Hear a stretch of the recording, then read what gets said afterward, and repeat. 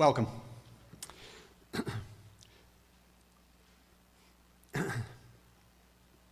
Will the audience please be seated? The 182nd Green Mountain College commencement ceremonies for 2019 are officially open.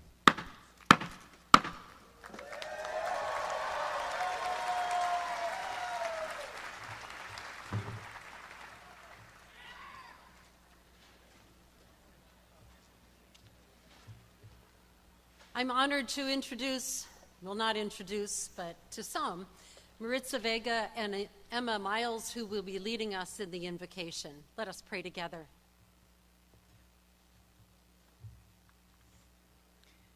So take a deep breath. We are on the threshold of a great transition. We have the graduates, that's us, and the closing of our school, impacting alumni, faculty, staff, and this community and nation as the doors of the highest rating school for sustainability closes. We also have the transition in our relationships as families. We have been away from home, expanding our minds and hearts, forging friendships that could last a lifetime. We are not the same people who left home. We're in a transition of becoming reacquainted with our friends and family as we strive to make a difference in the world. As we are here to celebrate, we embrace the sadness and face the unknown, that which created nature and is orchestrating it all. As we step through this threshold, let us place ourselves in the hands of the unknown. It's the safest, gentlest place. The place that knows and that will lead you to the next best thing. The best way for reuniting as a family and venturing into new positions, careers, jobs, and locations. Bring yourself present. Feel the stability of the ground underneath you and your breath breathing you. Welcome all of your feelings, your excitement and pride in your steady steps of accomplishment, and your concerns, worries, and grief. Let yourself open to the magic and gifts of this threshold. I'll say a prayer in Arabic that connects us to the light that opens the way. A'udhu billahi minash shaitani rajim. Bismillah ar-Rahman ar-Rahim. Alhamdulillah Rabbil Alameen. Ar-Rahman ar-Rahim. Maliki Yawmiddin. Iyyaka na'budu wa iyyaka nasta'in. Ihdina as-sirata mustaqim. Sirata alladhina an'amta alayhim. Ghayril maghdubi alayhim waladdallin.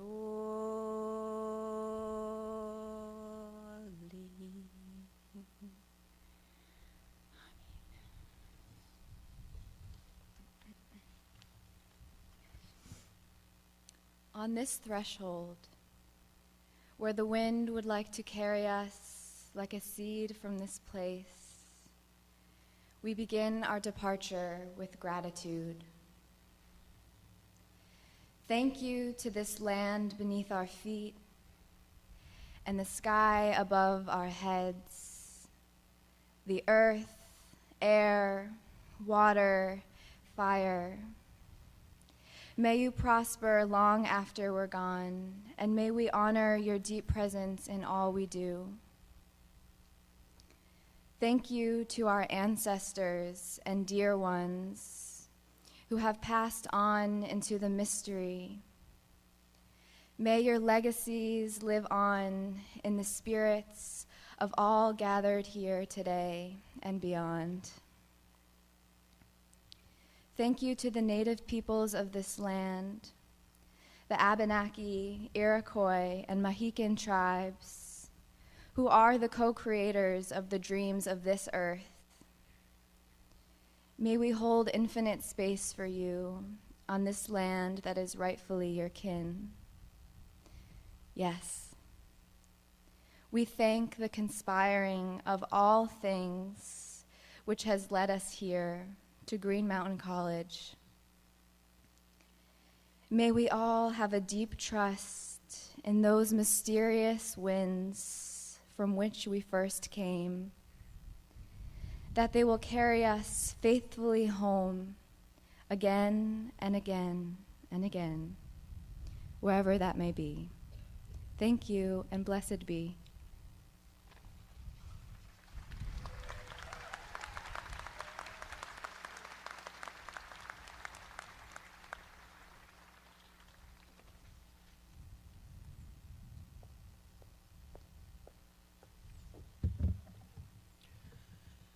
Good morning.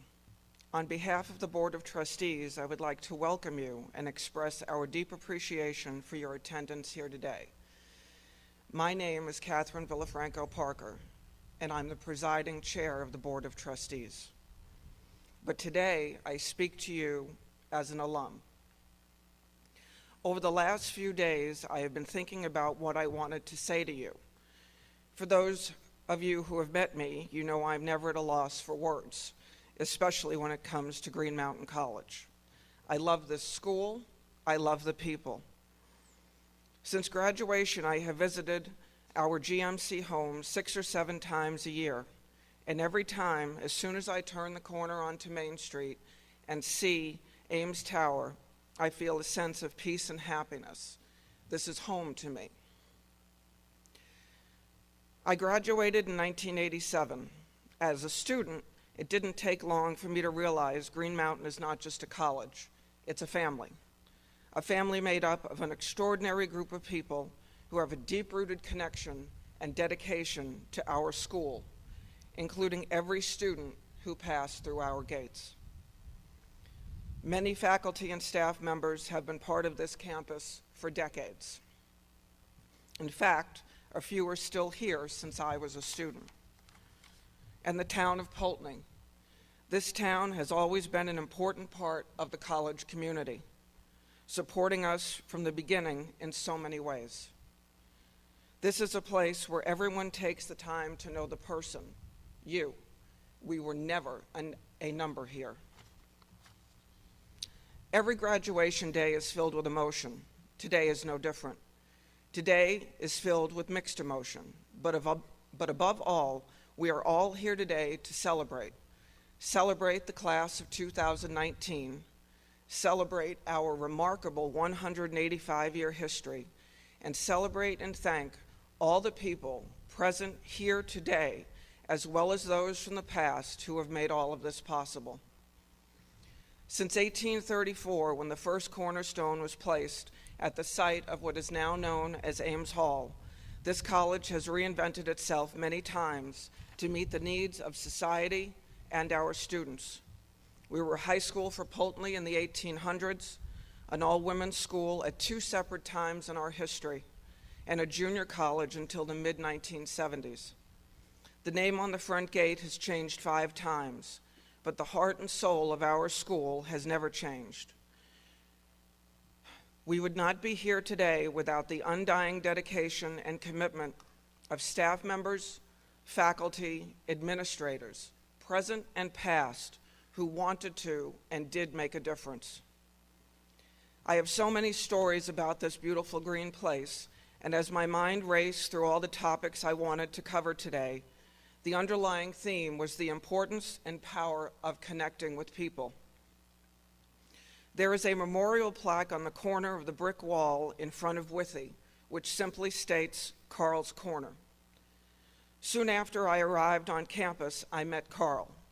He was a security guard by title, but so much more to all who knew him. He served this college for 22 years. He was like a second father to many, a fantastic storyteller, a teacher in his own right, a mentor, a coach, and a friend to all. He would stand at that corner spot every night. The eyes of the campus, he would say. I see everything from that spot. And indeed, he did. With all due respect to Carl, the person I just described is all of you. The name on that plaque really represents all who have graced this campus. Carl was looking out for us, and that was the spirit of Green Mountain. We look out for each other.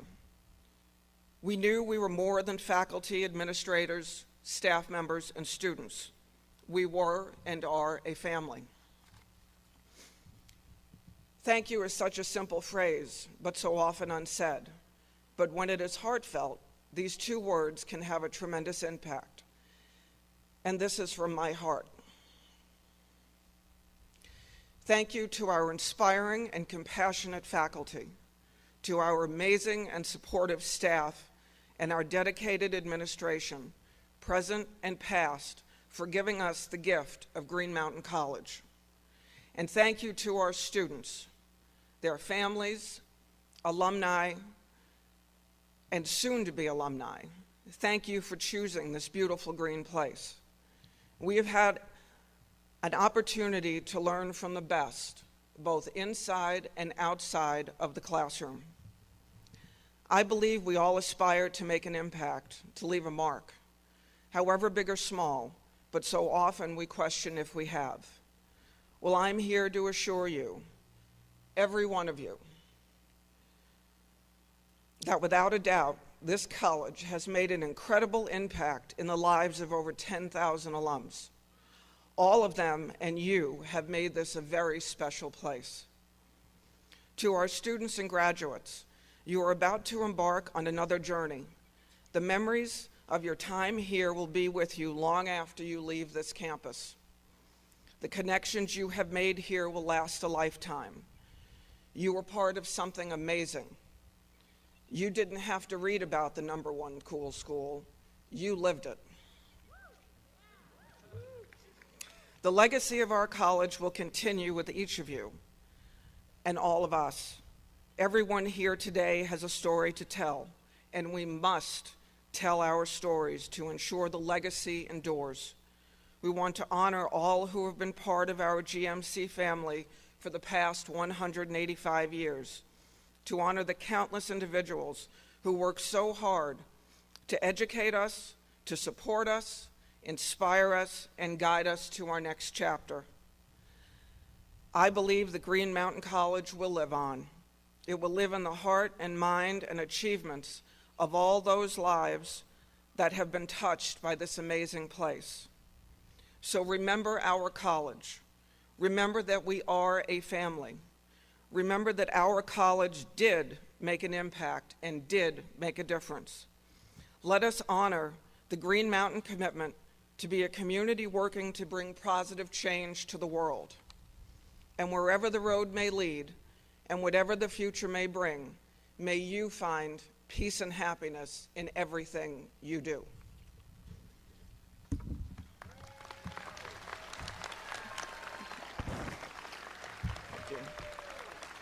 At this time, I would like to call our president, Bob Allen, to the podium.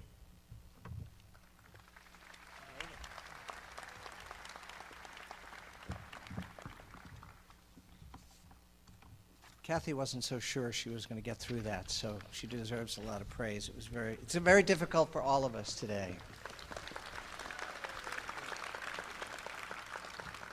From a number of speakers today, you're going to hear the word "this green place," and I want to send a special thank you out to the building and grounds crew who make this beautiful green place. They were here the last couple of days working tirelessly. So Bill and Scott and everybody, thank you so much. I know what an effort. They were here, if not before sunrise, at sunrise, making this place special. It is truly an honor to welcome you to our 182nd commencement ceremony. The program before you is the result of a collaborative effort by students, faculty, staff, and trustees of the college. Early on, a decision was made to break with tradition and not have a commencement address by someone outside the GMC community. In its place, we have asked 9 people with deep ties to GMC to offer their perspective on the recent and historical contributions of the college. Our story begins in 1834 and continues until today. And even with the closure of GMC, I would argue that the legacy of the college will live on in the good work of our current and past graduates and the faculty and staff that will move on to other institutions and continue the important work started here at GMC. In the audience today, we are honored to have former President Jack Brennan, who led GMC during a challenging time in the early years of the 21st century, and Lorene Pollock and 8 of her children and grandchildren celebrating with us today. Rene's husband, Jim, was president of GMC during another difficult period from 1977 to 1994, where he led the transformation of the college from a 2-year women's junior college to the 4-year coeducational institution we are today. Welcome back, Jack and Rene. And this is probably going to surprise Rene a little bit, but I just discovered 2 days ago that you taught here at the college as well. You're smiling. And one of your graduates is actually in the audience, and I saw her coming in. So Beth, raise your hand. Where are you? I think you're behind the tree. So Beth Bryan from the class of '89 would really like to connect with you today. So please connect with Beth before you leave. So today is the time to honor graduating seniors and the other constituent groups who have contributed to make GMC the #1 sustainability college in the country. Our motto, First in Sustainability, was earned after many years of hard work by our faculty, staff, trustees, and students. Our speakers will share their thoughts from each of the individual perspectives. One speaker will trace the history of the institution from its beginnings as the Troy Conference Academy of the United Methodist Church and its many iterations to the present-day college deeply rooted in environmental, social, and economic sustainability. Just a reminder, all of our speakers, we are trying to keep, this is going to be a long program, so we have 9 speakers today, but we've asked all of our speakers to keep their remarks brief. Some will, some won't. But we are only going to introduce them by name, but in your program you have bios of all the speakers, so please refer to them as they come to the podium. This is my last opportunity to address the entire community and share my thoughts on the legacy of Green Mountain College. I arrived 3 years ago with an ambitious goal of turning around a multi-year declining trend of undergraduate enrollment. We've made significant progress, but not have sufficient time or resources to complete the work. Along the way, I had the honor and pleasure of working with an extraordinary group of professionals dedicated to providing students with the best possible education in an environment that nurtured openness, inclusivity, and creativity. I learned more than I was able to teach and will be forever grateful for the lessons. Faculty and staff were, without exception, smart, caring, hardworking, beyond anything I've experienced in a long career. The hours were often long, never heard a complaint, or at least not too many. Sacrifices of personal and family time were the norm, and there were no bonuses or other monetary rewards. I thank you all from the bottom of my heart for your dedication and excellent work. And finally, to the graduates and students in the audience today, every day I will miss experiencing your bright minds and insatiable curiosity, your challenging questions and creative solutions to the many ills facing our society. Stay true to your values. Spread the lessons from this green place around the country and around the globe. When I was in a similar place nearly 50 years ago, I had the joy of learning some of life's lessons from one of the foremost anthropologists of the time, Margaret Mead. She was a visiting lecturer at my college in 1970-71. Though I was not able to take her class, I was fortunate to hear most of her weekly evening lectures. And I will leave you with perhaps her most famous quote. Never doubt that a small group of thoughtful, committed citizens can change the world. Indeed, it's the only thing that ever has. I am confident you will all leave this place, reimagine the places that you go to, and strive to change your new community and the world, creating a better place for all. Thank you, and congratulations.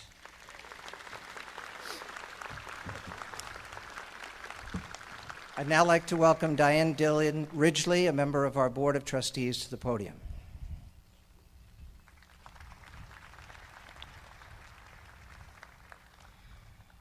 Good morning. Come on. Good morning. Yes, that's better. Phew. I was honored by the board to be asked to speak. And I give a lot of speeches. And I must have rewritten this at least 6 times, including around 3 o'clock this morning. You can really tell. Look at all the notes. And I was impressed by how at the service yesterday afternoon, evening, the hooding service, how many people asked me, "Oh, I can't wait to hear what you have to say." And I said, "I can't either." But I should tell you, the impact that Green Mountain College, well, it's a tremendous impact in terms of my life, but over the last 6 weeks, people have called me, not from this place. I was in North Carolina 2 weekends ago, and a friend of mine who was chair of African American Studies at UNC said, "Well, what are you going to say?" I said, "It's really important. It's the final commencement." And everybody kept saying, "Fine." I said, yeah, technically, yes. But one of the hallmarks of life is change. And we sometimes over-focus on our own individual time of living. But if you step back and look at it from the perspective of institutions, our country's only a little older than Green Mountain College is. And Lord knows we are in a big change right now in our country. And we don't know how it's going to come out. But it is definitely up to us. So with all of that energy and focus, this is what I decided to say.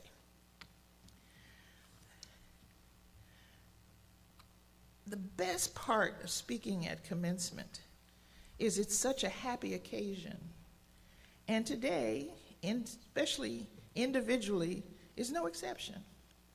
But obviously there's a cloud, literally a few, and occasionally the sun comes out. I'm milking every metaphor I can think of. And I wasn't sure, quite honestly, that Kathy was going to be able to get through her remarks. But she did, and she did so beautifully. And she took about a third of the things I was going to say, so I get a minute or two more to say something else.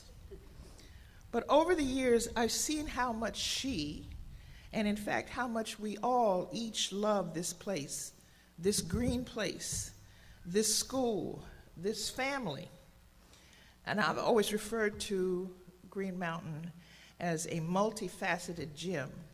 And one of the things to have fire in gemstones is it has to have a lot of facets to catch the light.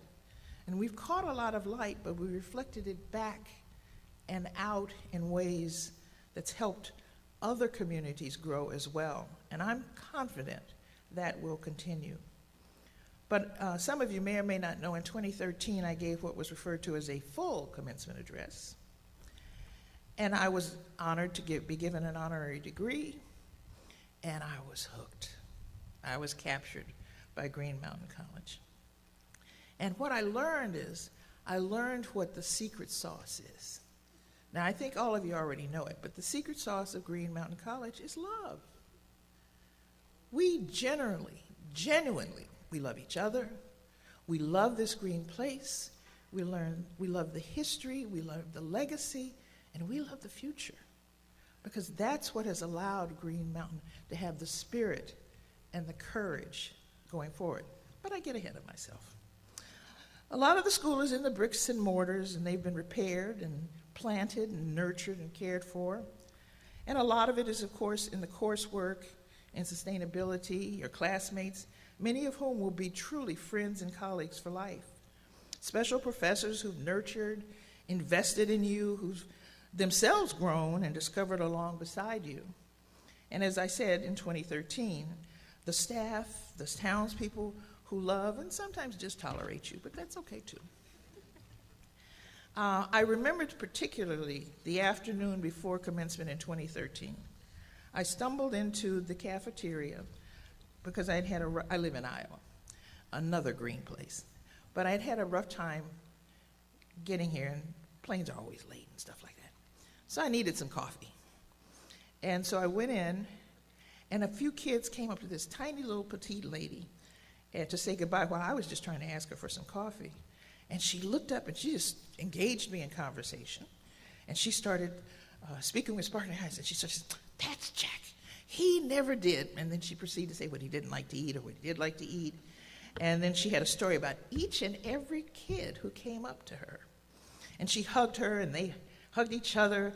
And in that moment, I got it. She had made them promise to eat the right foods, more vegetables, et cetera, et cetera. But I got it. The secret sauce of Green Mountain is love. And that does not change, and that will not change. A lot of other things will, but that is a core, a value, a base that you have and you hold.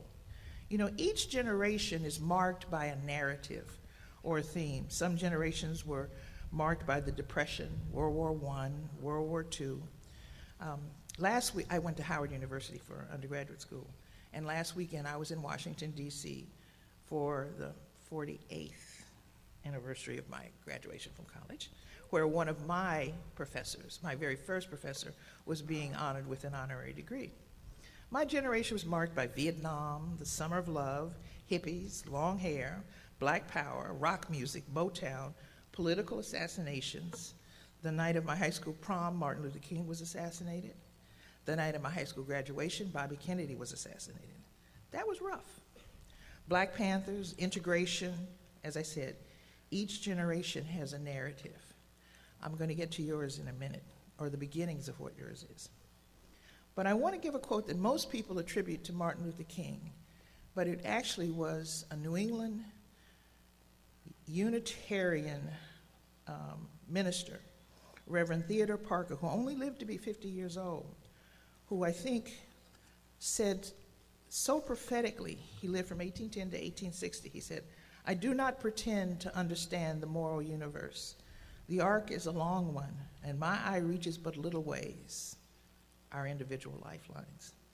I cannot calculate the curve and complete the figure by sight, but I can divine it by conscience. From what I see, I am sure it bends towards justice." Now, I've come to, I don't know, 6, 7, 8, a large number of commencements, and we've had speakers who talked about climate change and the importance of issues, and some of them have been friends of mine for 20 plus years. But this commencement is different. This commencement is about the heart. It's about the foundation of why we are here. We as people live and are on this earth for each other. And we still have to do all that work, make no doubt about it. The peril is real, and it is in front of us. And we must muster the political will and the courage to do it. But that courage comes from something even more fundamental that you received while you're here. It's in you from your families, from your experiences before that, but it was nurtured here, and it's expanded, and it grows. And part of what I hope you will take from this place is your responsibility to be an agent in that change going forward for the future. Okay. Well, good. I do like audience participation. Now, when we processed in, I noticed Tatiana. Where's Tatiana? Is she still here? There she is. And her eyes were misty, and I could be wrong, but I sensed, I don't know how to explain it. It seems like sadness, but it's not. But I have 2 children, and I thought of the experience of giving birth. It's called labor for a reason. It ain't easy. But the gift afterwards is so great and intense that all that has just come before, unless it's over 36 hours, you still kind of remember it was over 36 hours, falls away instantly when you put that child in your arms. And I really believe the bricks and mortar may change, the name may be the Institute at Prescott. Change is always what happens. I mean, think about it. A volcano is incredibly disruptive. The lava is destructive, but when it cools, it begins to build new land. And it's the only way we get new land in the world that I know of, is through a disruption, through an action. So if we can take our individual selves out of it and look at it from a larger perspective, and that's not always easy to do, I understand that. I mean, think about the little caterpillar. When it goes into the chrysalis, and I'm not a biology person, so if I get something wrong, cut me some slack. But when it goes into the chrysalis, it completely dissolves.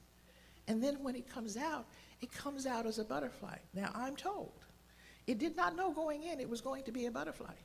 But I am assured that it has memory of having been the caterpillar.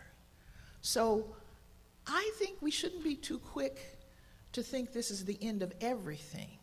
This is truly a moment of transition.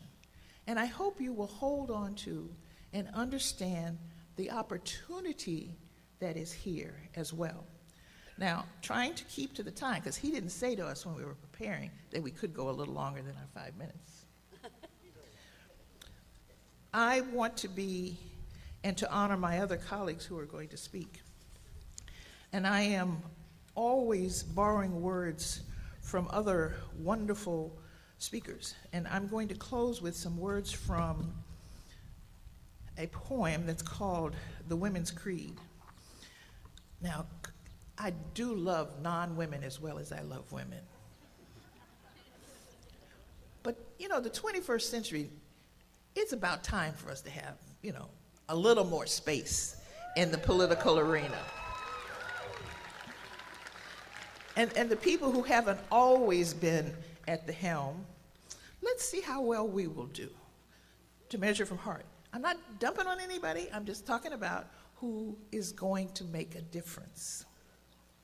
So, focusing on the future and dropping all of the gender indications at the end of this poem, I'm just going to give you the end of it because I do think it says a lot.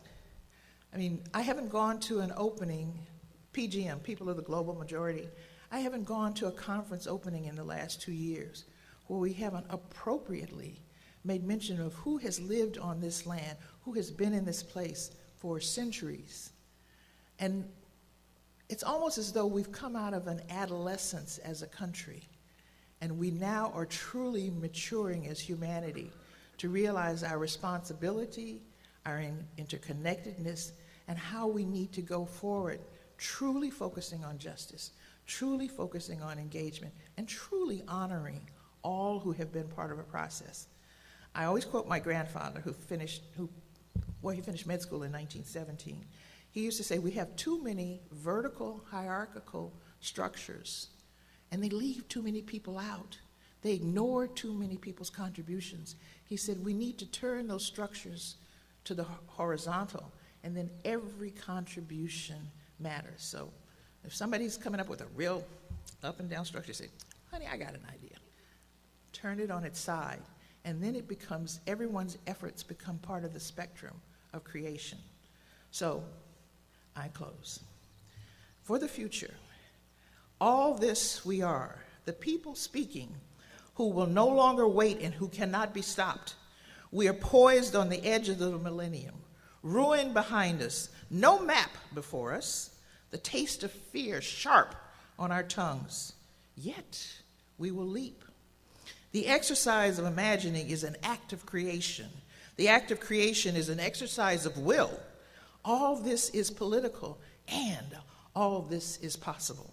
Bread, a clean sky, active peace, a woman's voice singing somewhere, melody drifting like smoke from the cook fires, the army disbanded, the harvest abundant, the wound healed, the child wanted, the prisoner freed, the body's integrity honored, the lover returned, the labor equal, fair, and valued, no hand raised in any gesture but greeting.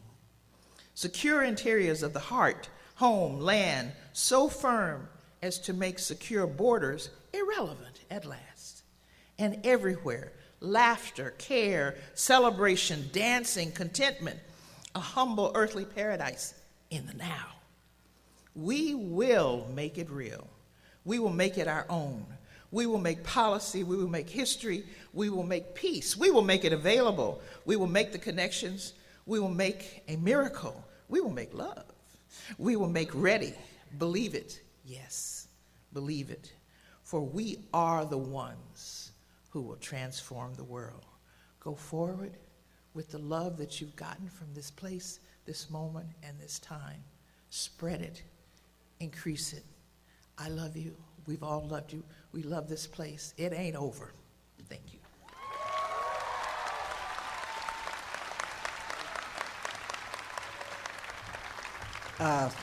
Thank you, Diane. I'm very glad I don't have to follow that, so thank you. It was, it is Diane, quintessentially Diane, so thank you, thank you, thank you. We are already, for those of you who are following the program, we're already out of order, so I have an apology to make. I have an apology to make to Jerry Fitzgerald, who painstakingly, and I mean that, put this program together. And we missed a very important piece. I'd like to welcome Jim Casarino and the GMC Choir to the stage. Every important event at the college, every passage at the college, we bring the choir forward, and you're all invited to join in singing the college anthem, which is printed on the back of your programs. So, Jim?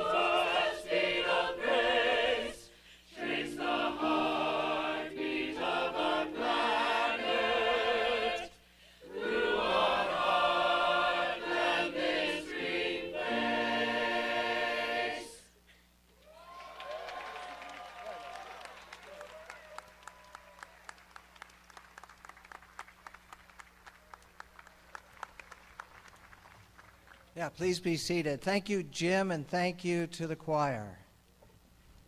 So it's now my honor to bring to the podium Lorene Wilbur, a former member of the Board of Trustees. And Lorene has a direct connection to our history with the United Methodist Church. So, Lorene.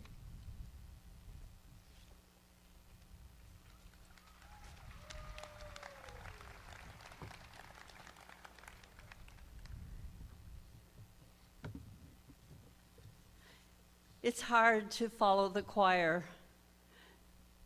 We've been to so many concerts here, and enjoyed them so much.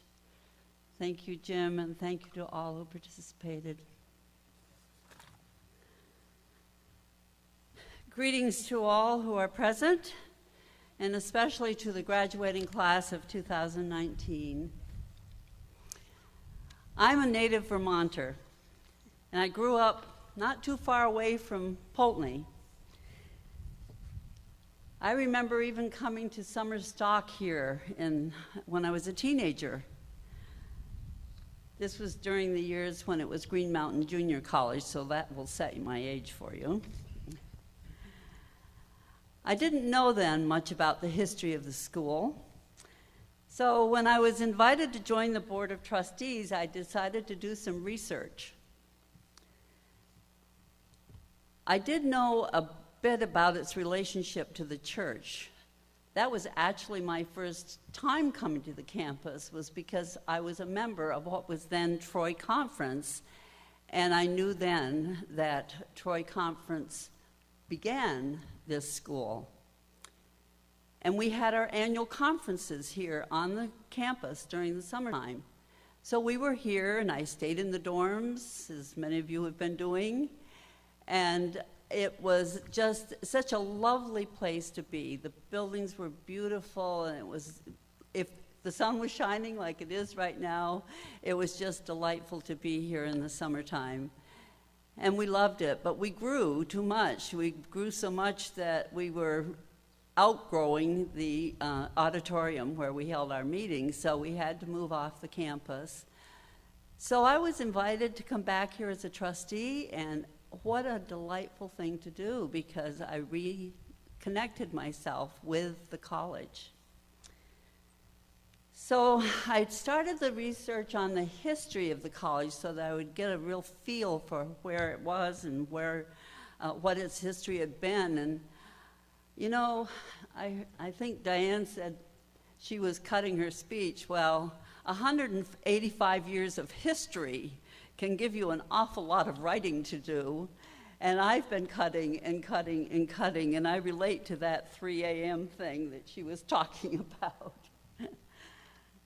So my reading revealed that almost 2 centuries, imagine, since the founding of this institution, it's been almost 2 centuries. And many, many transitions have happened in that time. So when I first heard that the college was closing, the first word that leapt into my mind was transition. How many transitions this college has been through. My dictionary defines transition as, quote, movement, passage, or change from one position, state, subject, concept, etc., to another, end quote. And if there was one theme that I felt had run through the history of this college, it was transition. My reading of the archives for the college revealed that the founding of GMC's precursor, the Troy Conference Academy, by the Methodist Church in 1834, the school has endured and survived so many manifestations that it is difficult to count them. I tried as I read through that history, and the most conservative number I could come up with was 24. And interestingly, every transition seems to have been the result of a financial disaster that threw the school into untenable debt. So after the first 5 transitions, which occurred between 1834 and 1855, the school became financially stable enough to begin erecting some of the buildings that still exist today. Ames was first, and then Morse. And in the latter part of the 19th century, through the first 3 decades of the 20th century, the school existed as a preparatory school for boys, and the headmasters were drawn from the clergy of the church. However, and this is a name familiar to you, by the time Jesse Bogue became president in 1930, it was clear something had to be done to recruit more students. Thus, Bogue was charged with the task of transitioning the institution to Green Mountain Junior College. You've already heard that name from Kathy. And though not specified in the name, it was a women's college, and it remained with that focus for the next 46 years. So here's some other names you'll recognize from the buildings that are on this campus: Ackley, Withy, and Pollock. Those were the presidents that followed Bogue. Those buildings are here honoring those presidents. In the midst of those years, the college severed ties with the church, transitioned from a junior college for women to a 4-year co-educational college, suffered from the declining national economy of the time, and then narrowed the academic program, which was deemed to be too broad, trying to do too many things to attract more students. And then came a thirst for a new identity, and under the next president, Thomas Benson, GMC chose a theme of ecology and the environment. It was, as you all well know, a signature move that has defined the college to this day. And it reconnected during those years with the United Methodist Church. But fiscal issues lurked in the background and were always a threat to the stability of the college. With an uncertain future, pressure was on, and the trustees searched for a new president. And that was when John Brennan, Jack, as we lovingly knew him, and he's here today, that was when he stepped up with open eyes and no pretense about what the college was up against. With an organized plan, Brennan went about the business of getting the college affairs in order and back on track. So once again, the college's affairs began to find solidity, and another transition was on the horizon: the inclusion of online master's programs in the curriculum. Good to see you all here today.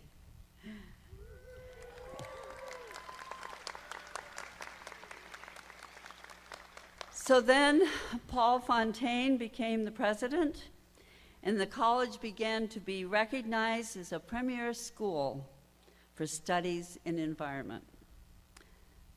As you well know, several honors were bestowed upon GMC by organizations ranking educational institutions according to their commitment to environmental studies and actually demonstrated living out the learnings in their communities.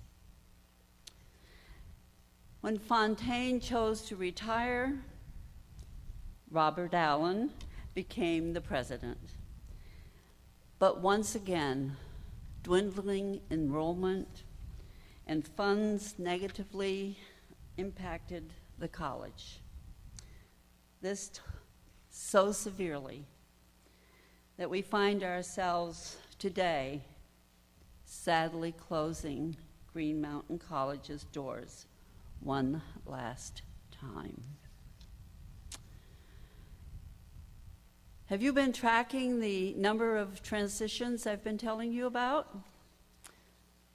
Well, I told you, I think it's around 24, but it really was hard to track. And so it could be anywhere from 20 to 30, I think. But that's not what matters today. Today we are talking about the final transition. Though no one wants to hear the word final when saying goodbye, especially to something which has had such an impact on one's life. For today's graduates, I imagine that what should be one of the most joyful days of your lives is dampened somewhat by the thought that you will not even have the option of a future visit to the campus you once knew as your home away from home. For alums, it marks the end of an era, an interruption to the shared memories of laughter and learning in earlier times, and an opportunity to meet up with longtime friends at on-campus alumni events, something that I know that Kathy will miss so much. So those are all thoughts that could cause one to mourn, but I want to encourage you by relating a similar experience that I endured. I received my undergraduate degree from Trinity College, Burlington. That institution experienced its final transition when it closed in 2000 due to, and you guessed it, financial constraints. I was serving on the alumni board at that time, and no one on that board had any idea that the trustees were even considering closure until it was publicly announced and there were no further discussions to be had. And this is what I learned from that period of incredulity, frustration, sadness, and disappointment. We, my friends and I on the alumni board, we were grieving and we were angry. And like everyone who grieves, members of that board were wanting to go back and just sure that another path could be found to keep that college alive. But that was, of course, a futile exercise. What was done, but frustration bubbled up along with anger. And we kept saying, what if? What if we'd done this? What if we had done that? That lasted for quite some time. But here is what I know for absolute certain now. That final transition did not take the most important things of my life away from me. In fact, it taught me to stay my course when life isn't going just the way I planned it. It taught me to seek to understand first and to be angry only if the answers are irrational and non-existent. And it taught me resilience, a really useful word to bring you up when you're feeling down. I shall remain resilient. And here's one more thing, and this is the most important thing to me. When I walk through my office and look up to where that degree hangs on my wall, I say a quiet thank you. Thank you to the mentors, the professors, the advisors, my classmates, and the opportunity to have received an education that has served me so well. What a gift. What a gift. It just fills me with joy to know that I had that experience. I hope that works for you too. You'll experience more transitions in the years ahead. I encourage you to be creative with them. Whether it's an opportunity to enjoy something new and good, or just recognizing that you've just been handed a good and valuable lesson. My prayer for you is that you have been truly blessed during your time at Green Mountain, and that you will always honor, cherish, and use what you have experienced in this green place. Go forth with joy and peace.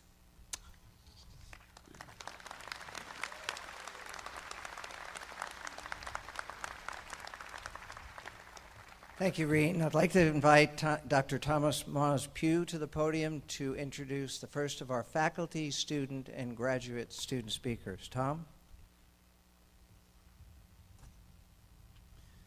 Thanks, Bob. I invite Professor Bill Troop to join us, say a few words. Bill, welcome.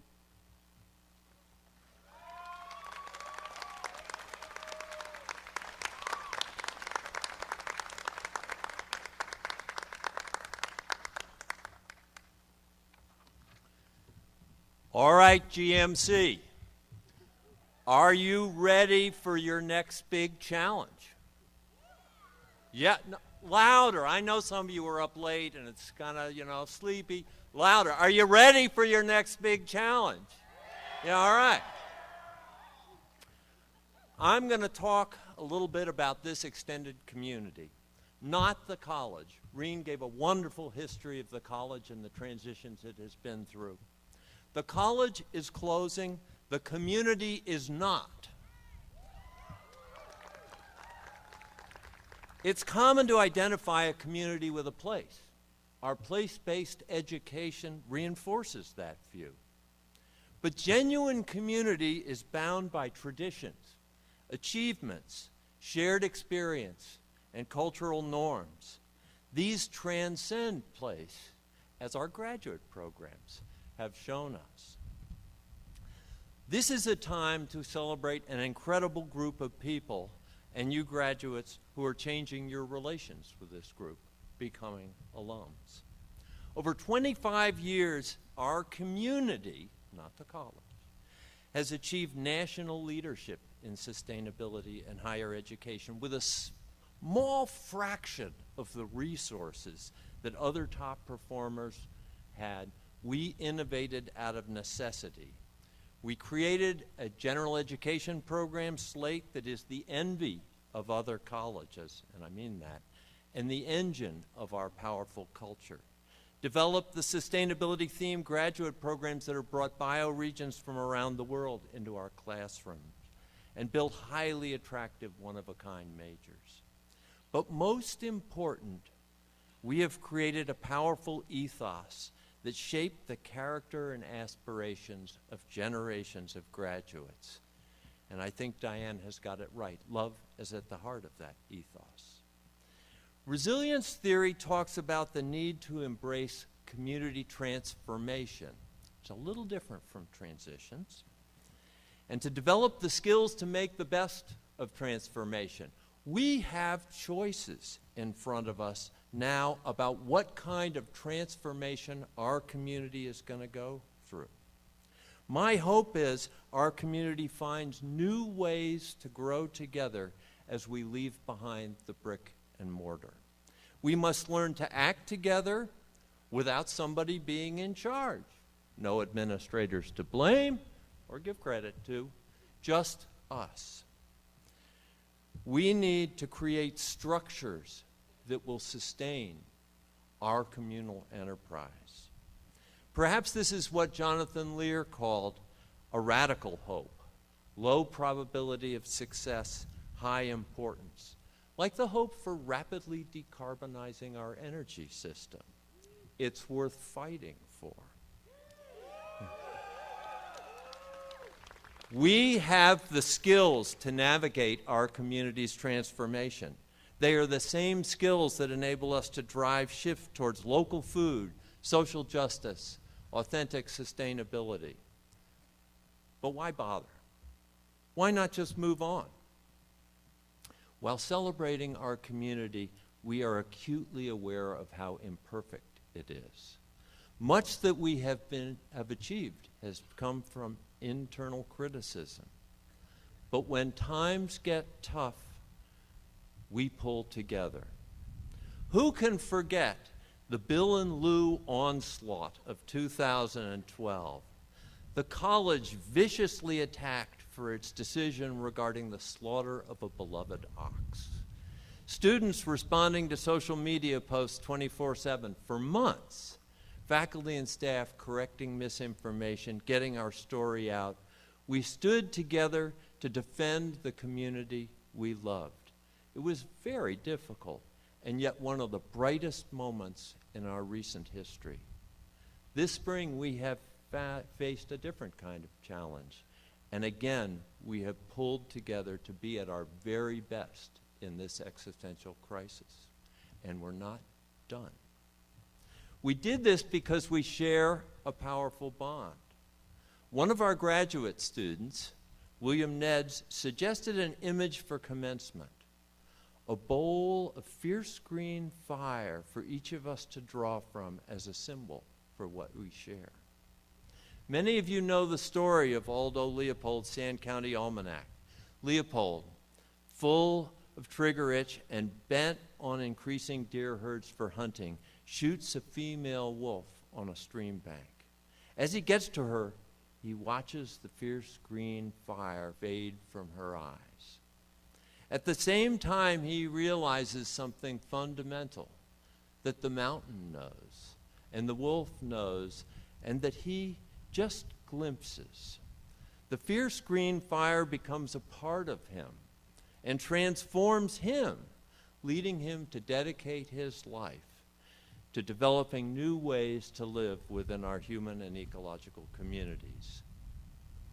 By becoming members of GMC, we inherited Leopold's fierce green fire, and it has changed the course of our lives. Most of us will not even realize how much it has changed this until many years from now. This shared passion for making fundamental ethical changes in our world and our recognition that we can do this better together is what binds this community and makes it worth preserving. We will still have our roots in Pulteney. Hopefully something wonderful will happen with this beautiful campus, and that will retain parts of our mission. A Green Mountain Center for Sustainability at Prescott will carry on our traditions and mission. It will be a new home for over 100 continuing students and almost a dozen faculty and staff. But beyond these initiatives, we need to create new ways to keep our community connected, supporting each other, educating each other. You don't need degrees to do that. That is our challenge and my radical hope. And I'm going to close with just 2 bits of advice for the graduates. I'm a faculty member, after all. That's the job. First, as you make change, hone your skills of empathizing. Recognize your blind spots. Build your capacity to empathize with those who disagree with you. As Sonia Sotomayor said, build bridges, not walls.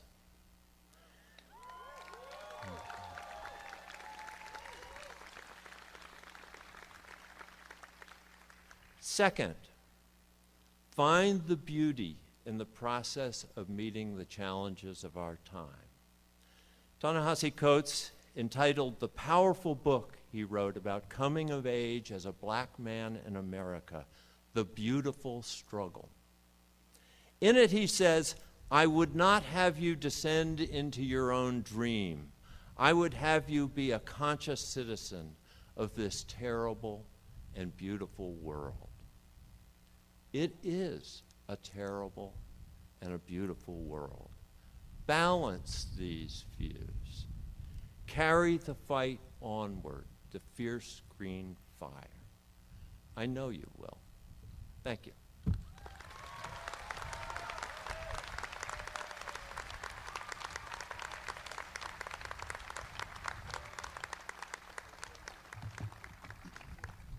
Thank you, Bill. I'd now like to request, and my pleasure, Jose Tulio Galvez Contreras, class of 2011. To the podium.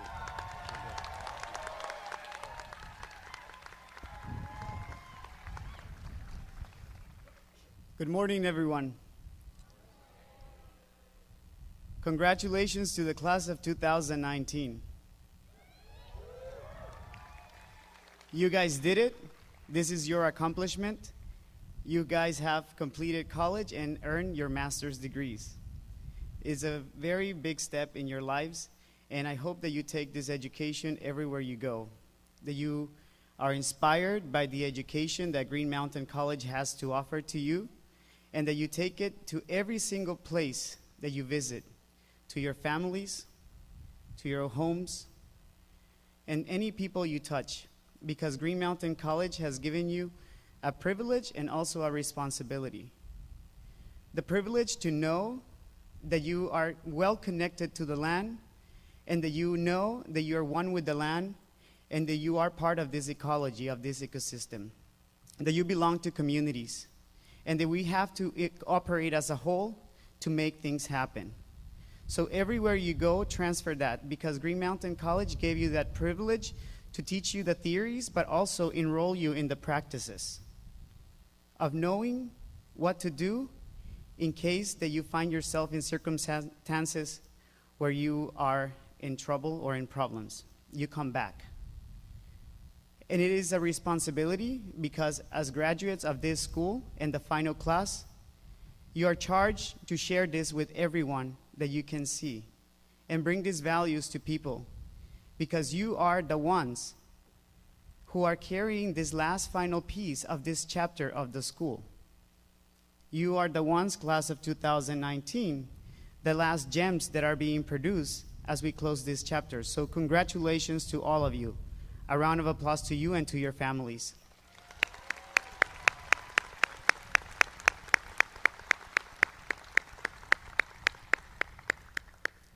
Now to all of Green Mountain College community, thank you guys for being here. Thank you guys for being a part of this special place and for making this place the beautiful green place that it is today. It wouldn't be here if it wasn't because of you. We have gone through history. We have gone through a lot of the stages of transitions of this college, and we know that. But what makes this place so special is the community, as Bill had mentioned. And it is that community that is built in the foundation of resiliency, nestled in the middle of Putney, Vermont, the home of the good life. So as we close this school for this chapter, we also have to think of our beautiful town and the place that was our host for so many years, for almost 2 centuries. So let's honor Putney, Vermont for what it has been for all of us.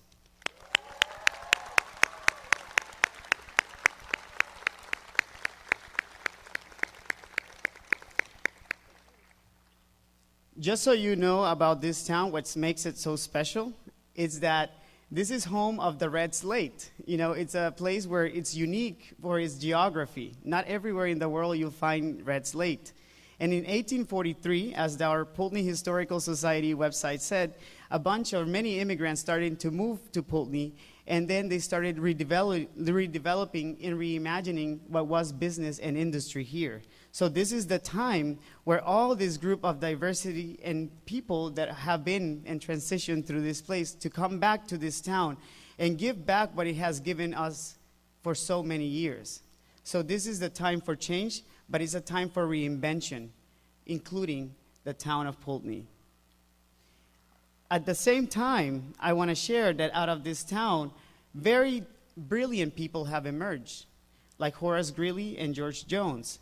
If you go to the Pulteney Historical Society's website, you can find out more about what they did, and I'll just give you a hint. The New York Times is out there.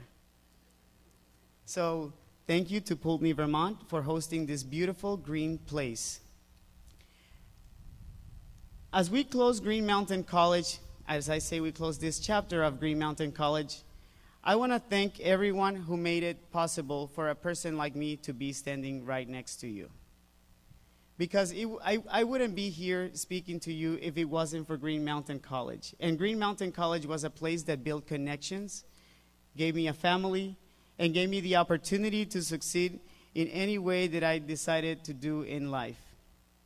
It also gave me freedom and gave me peace. And it all started in 2006 when I found out that there was a scholarship called the Make a Difference Scholarship. And thank you to President Brennan and the Board of Trustees at that moment for introducing this type of project. The Make a Difference Scholarship was a project where they brought people from all over the world, including the United States, that have done something for their communities or for people's life.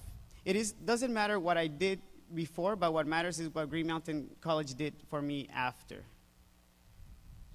I came in as one of 3 that had applied from all over the world, and I want to give a shout out to Wei Pyo Mien, all the way in Myanmar, and Olesia Kojohari, who graduated from this school, and she transitioned to a PhD program right after this college. So they deserve.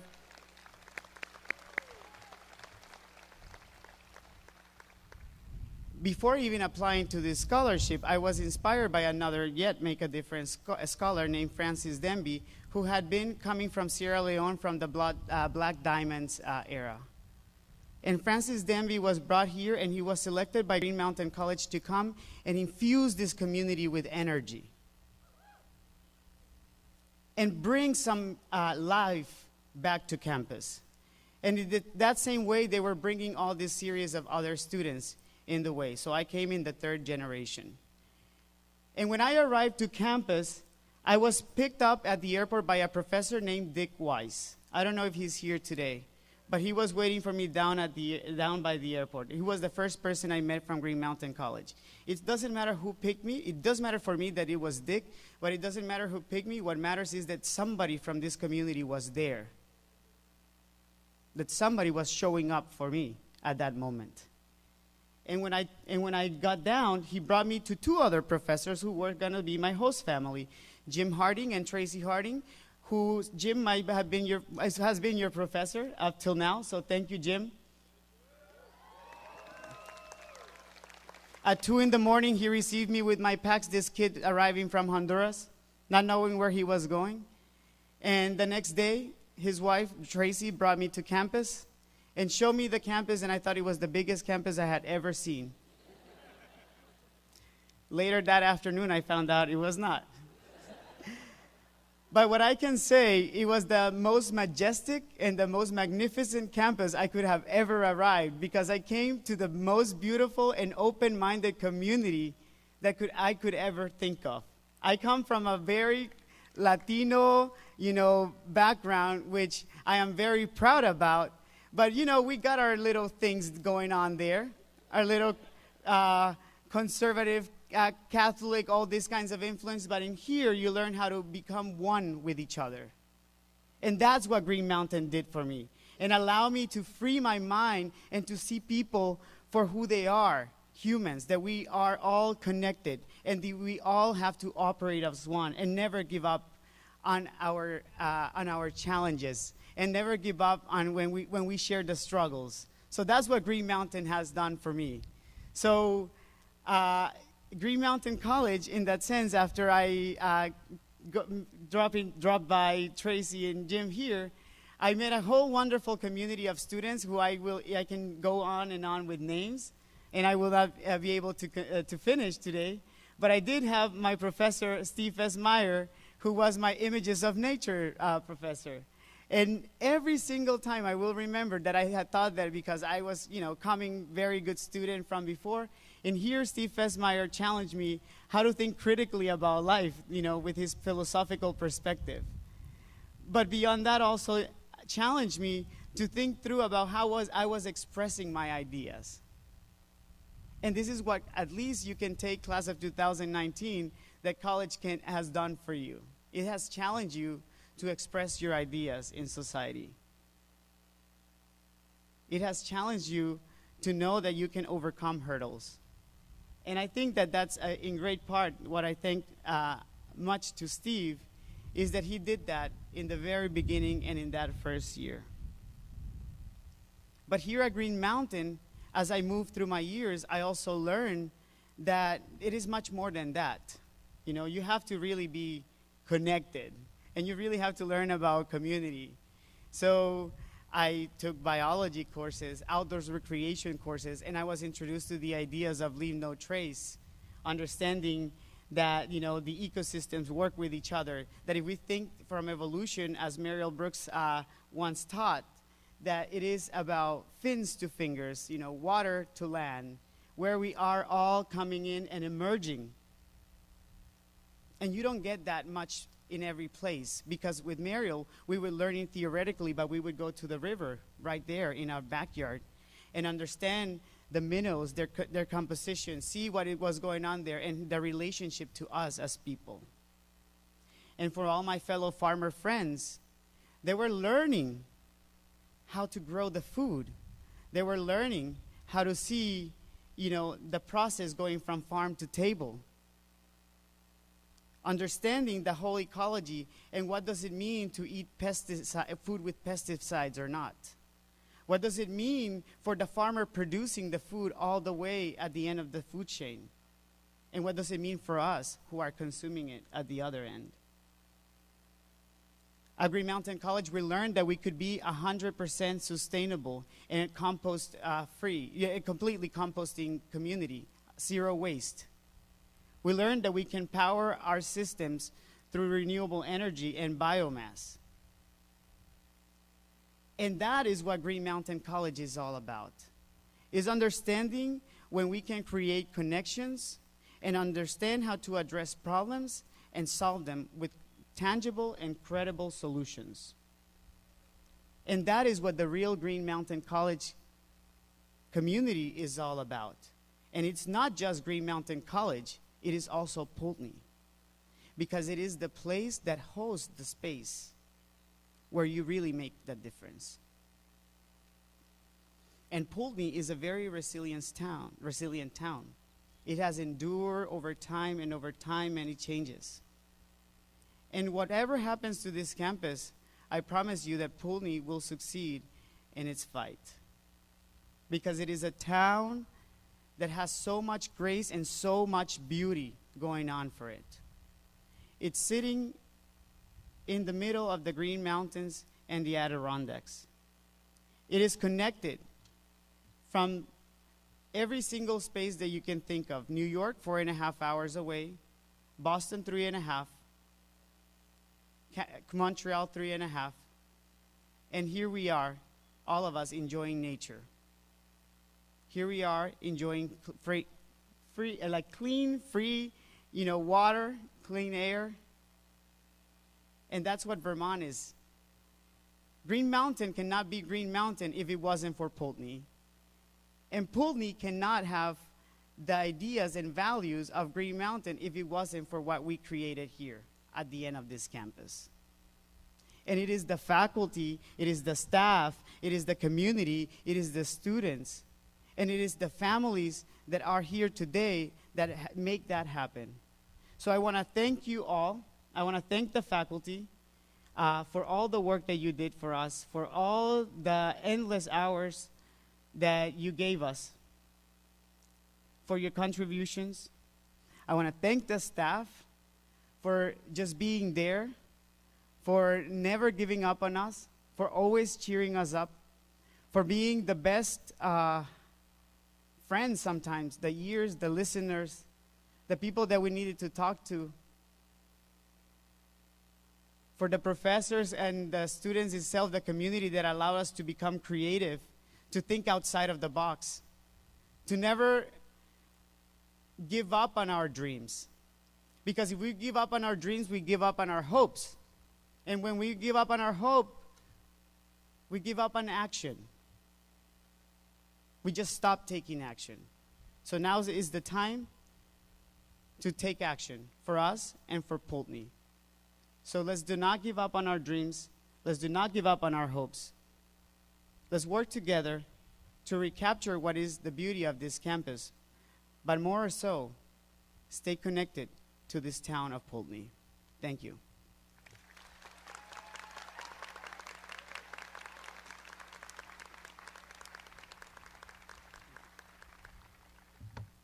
Thank you, Jose. I would now like to ask Bella Fern if she has a moment. Could you join us, Bella? That would be great.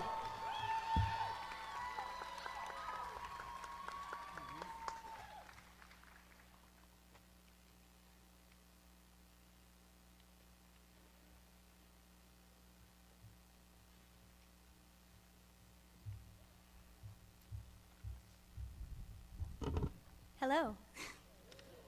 How are you? A quick story. Before I came up here, I woke up this morning to the birds. It was beautiful. And I walked to this space, and I began to practice my speech where I'm standing at right now. And this furry creature snuck right between my legs and sat there purring. So, a testament to Chicken Cat. Thank you.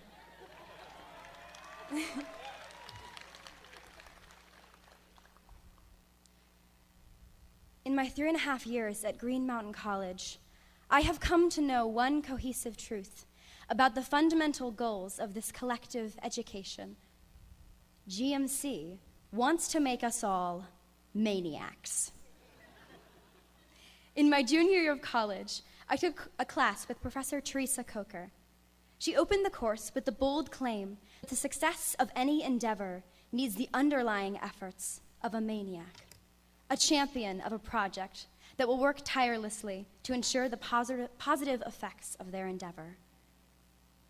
In Plato's allegory of the cave, he describes a group of humans chained to a cave wall, watching shadows.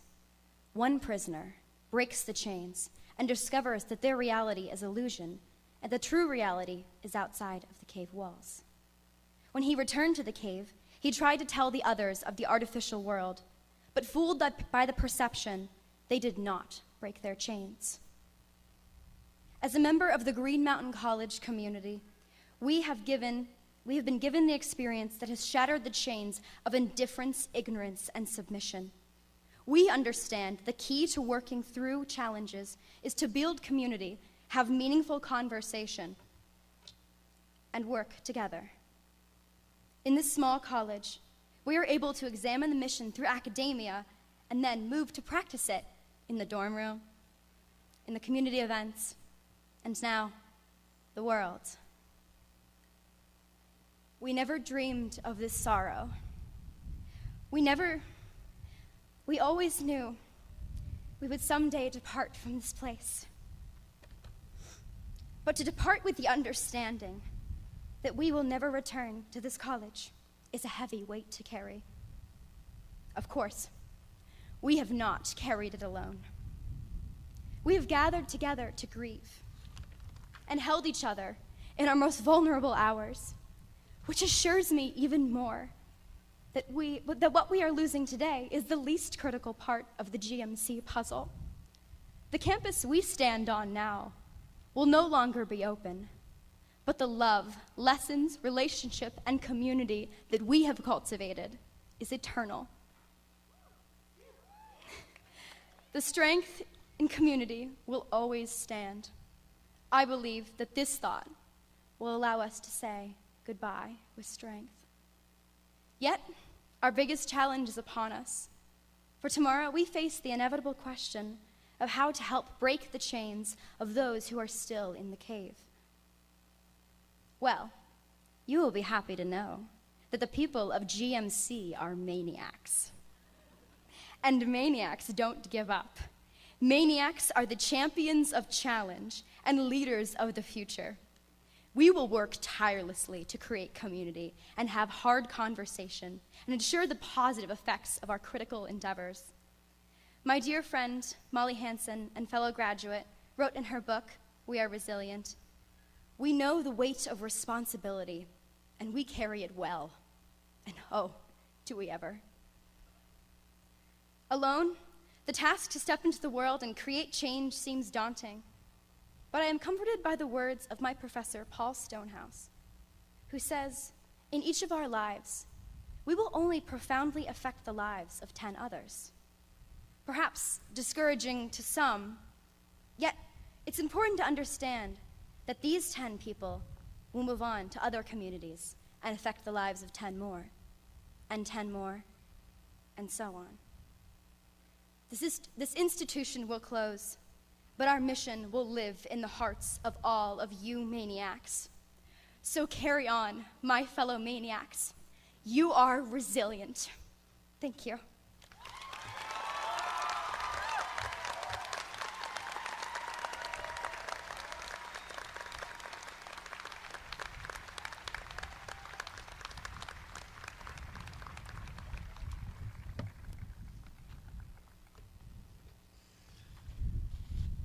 Thank you, Bella.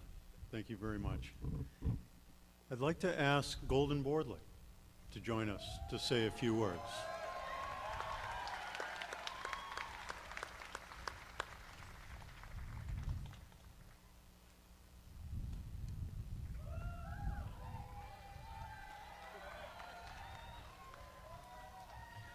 Wow, look at all you guys in your green.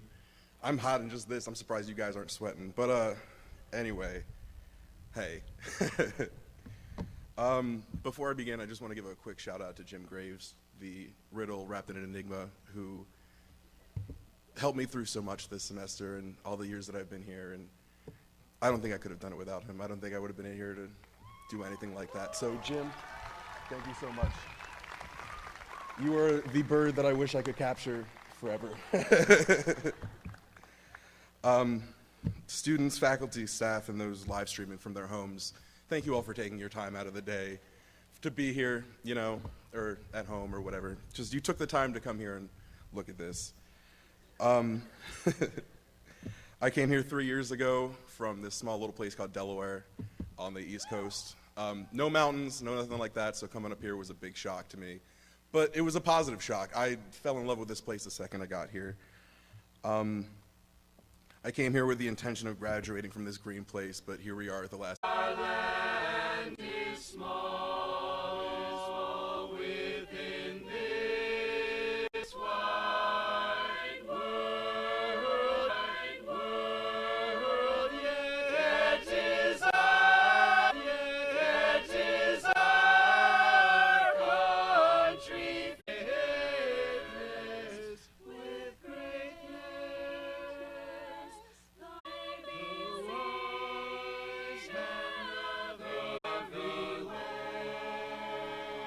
From the green lowlands to high mountain peaks. Not here. Not here. Ryan Michael Crozier, Andrew A.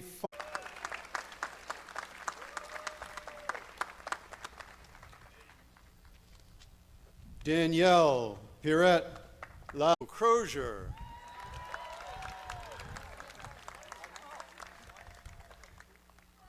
Casey E. Doyle.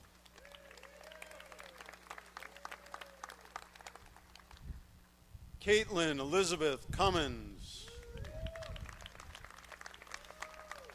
Thomas D. Elsey.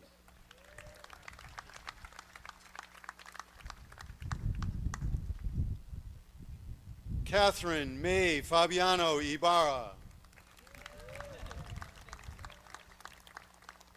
Kimberly Erica Farr.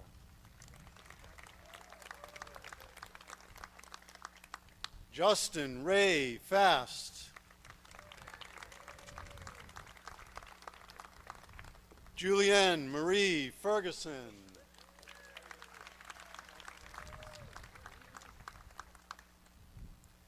Samuel W. Gordon. Eileen Marie Gray. Cassandra DePinto Greenberg.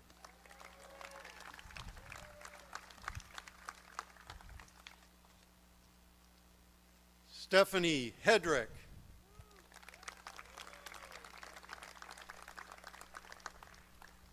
Oak Autumn Hawk.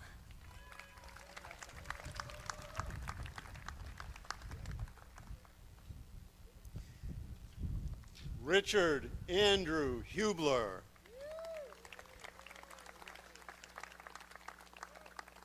Jeanette Johnson.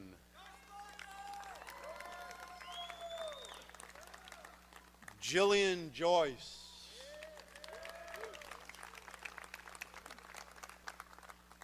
Allison Kane.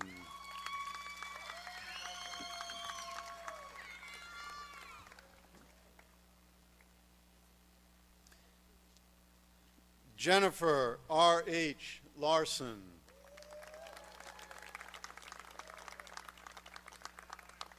Rebecca Joe Lindborg. Victoria E. Littlefield. Colin Michael Mahoney. Bailey Catherine Monona.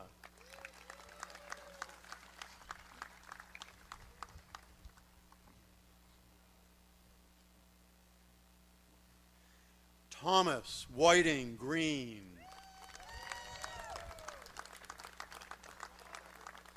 Roseanne Grimes.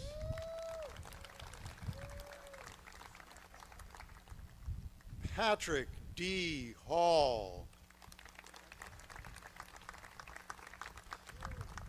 Kenneth Hartledge.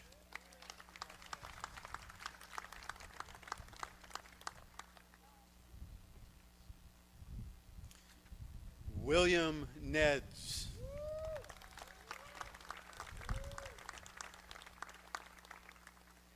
Allison Louise Ing.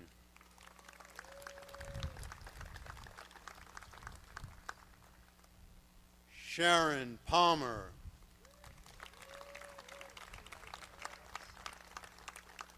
Sherry Corey Pinero.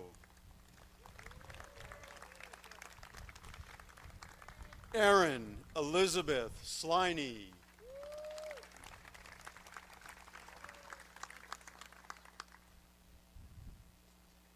Val Stone.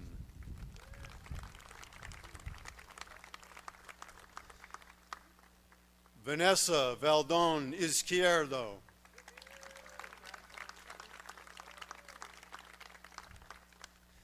Carissa Marie Ceballos Vega.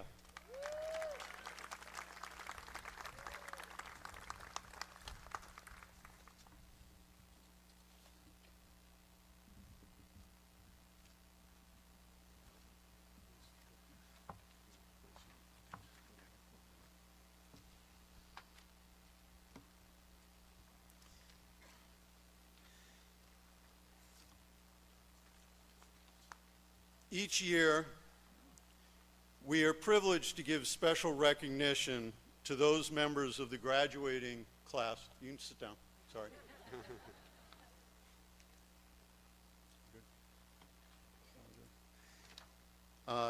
Special recognition to those members of the graduating class who have academically excelled during their careers at Green Mountain College. Your program contains a listing of those students who will be graduating with honors.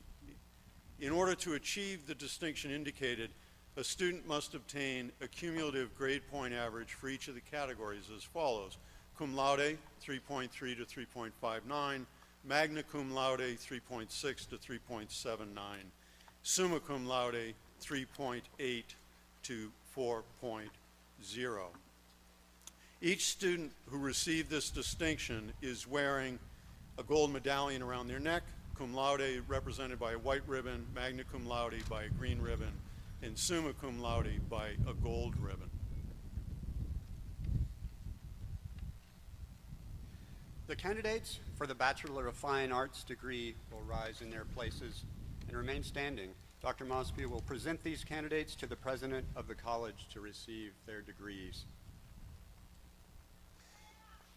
Mr. President, the faculty and board of trustees of Green Mountain College have authorized you to confer the Bachelor of Fine Arts degree upon the candidates who stand before you and upon others in absentia. I now present them to you. Upon recommendation of the faculty and on the authority of the Board of Trustees, I confer the Bachelor of Fine Arts degree upon you with all the rights and privileges appertaining thereto.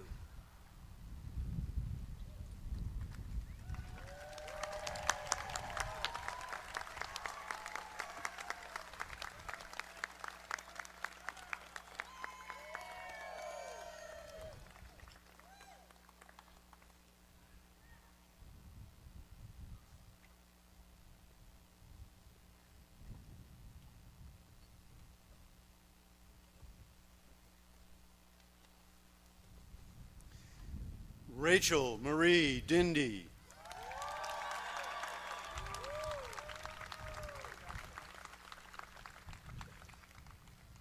Kevin Bernard Hovanek.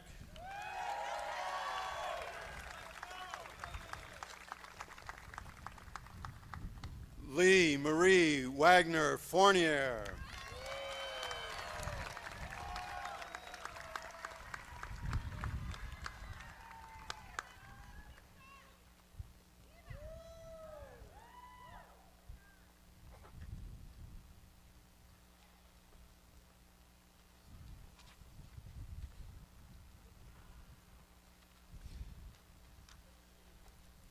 The candidates for the Bachelor of Arts degree will rise in their places and remain standing. Dr. Mosby will present these candidates to the president of the college to receive their degrees. Mr. President, the faculty and board of trustees of Green Mountain College have authorized you to confer the Bachelor of Arts degree upon the candidates who stand before you and upon others in absentia. I now present them to you. Upon recommendation of the faculty and on the authority of the Board of Trustees, I confer the Bachelor of Arts degree upon you with all the rights and privileges appertaining thereto.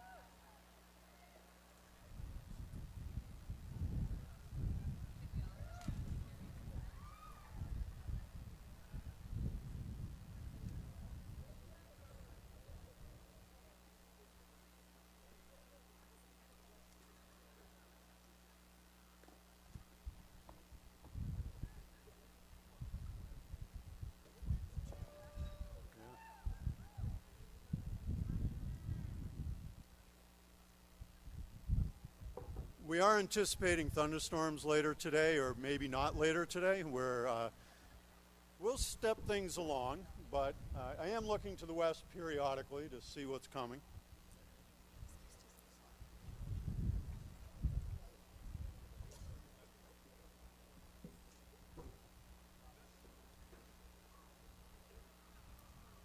All right, we good?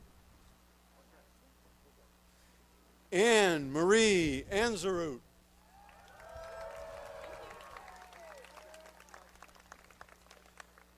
Sharina Armstrong.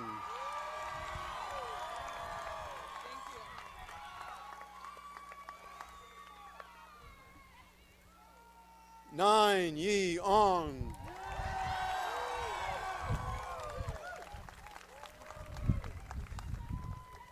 Devin Enival Balcacer.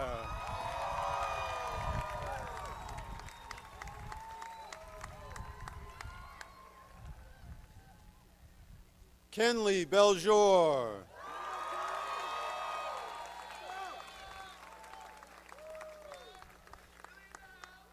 Alanis M. Boisvert.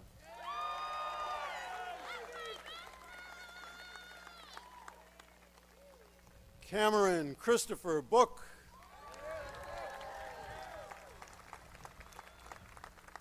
Trey Bowman.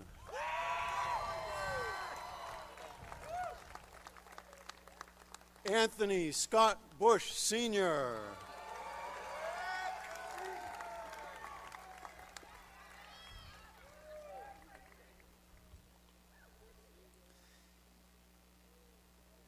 Kaylee Elizabeth Bushy. Sorry. Robert Buttrick.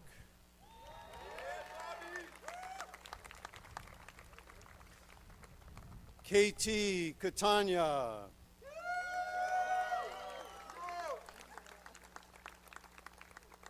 Luna Collins.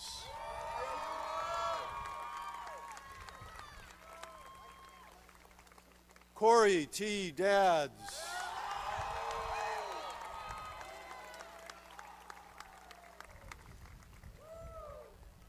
Callie Diana DeMarco.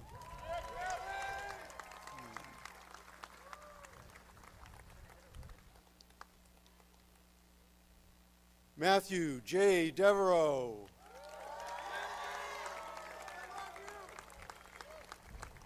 Elizabeth Doherty. Marone Alimayu Eckert.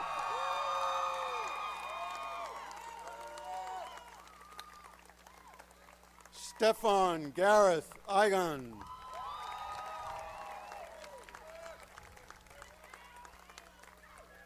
Samuel Lord Eisenhower.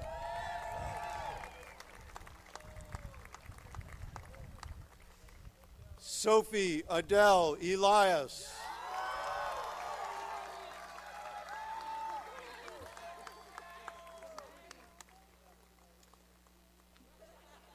Brandon Fain.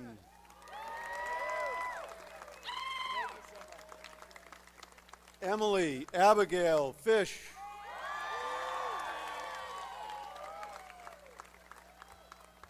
Christina Ann Gavrilis.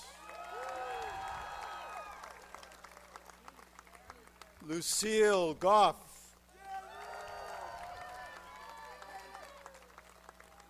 Bailey Ann Greben.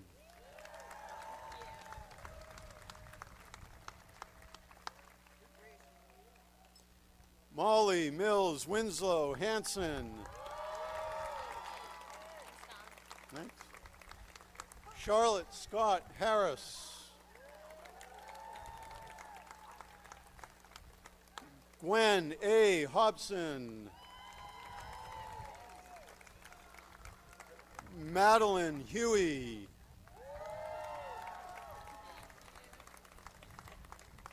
David Knox.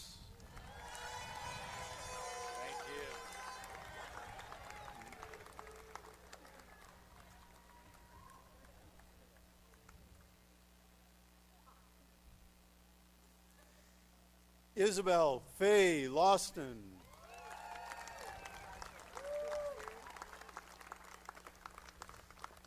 Jada Lotry Lee.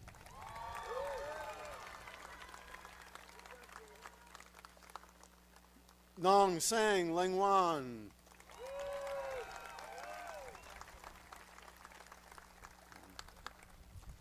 Caitlin Starr Mann.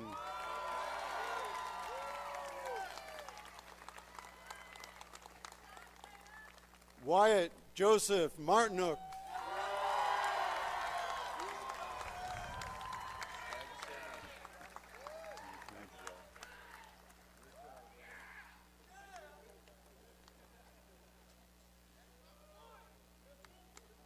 I don't know if that's a measure of surprise or just sheer joy, but that's no. Elizabeth Martirosian.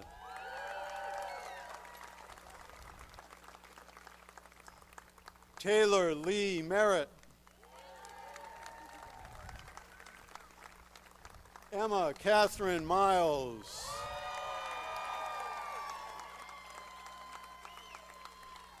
Samantha Mongelli. Jamil Keenan Moore.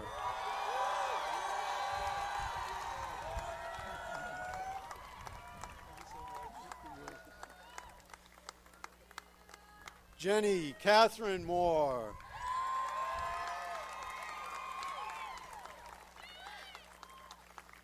Chanel Lissandra Osorio.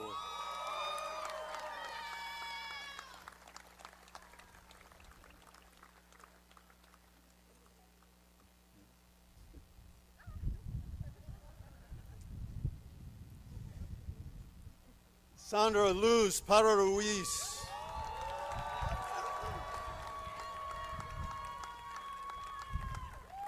Naomi Rose Peduzzi.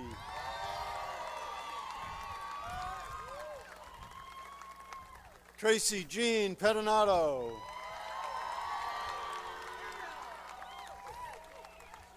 Jacob Plum.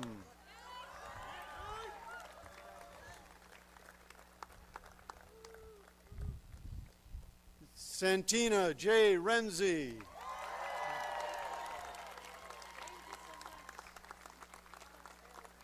Mercedes Lucretia Rideout.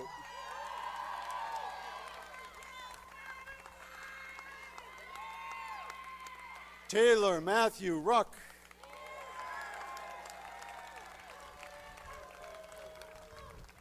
Zoe Isabel Rabiniker.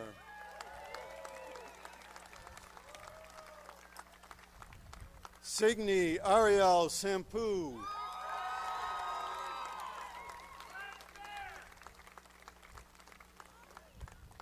Alejandro Jesus Sanchez.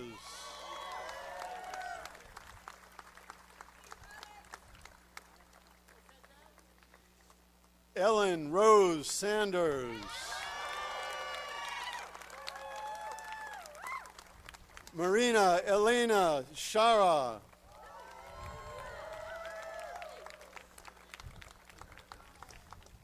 Eliza Elvira Spalding.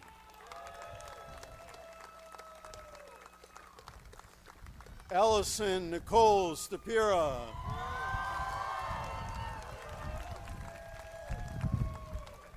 Cheyenne Michaela Taylor.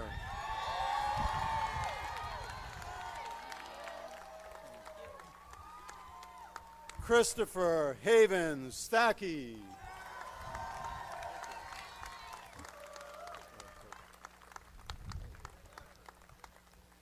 Lara Ariel Thompson.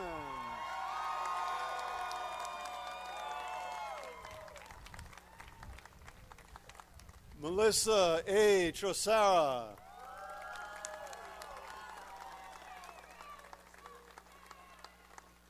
Luz M. Uribe.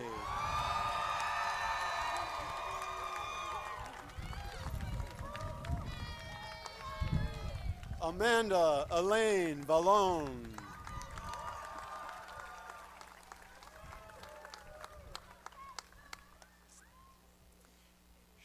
Shelby Vardarella.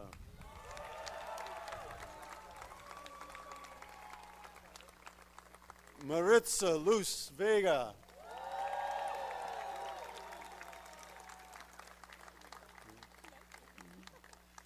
Kaylee M. Ware.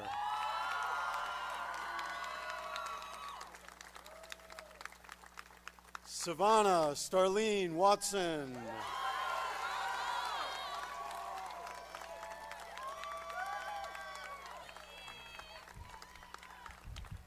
Benjamin Webb.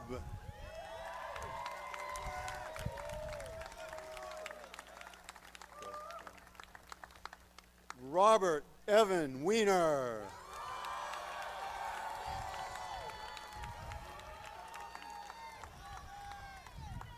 Claire Estelle Wellman.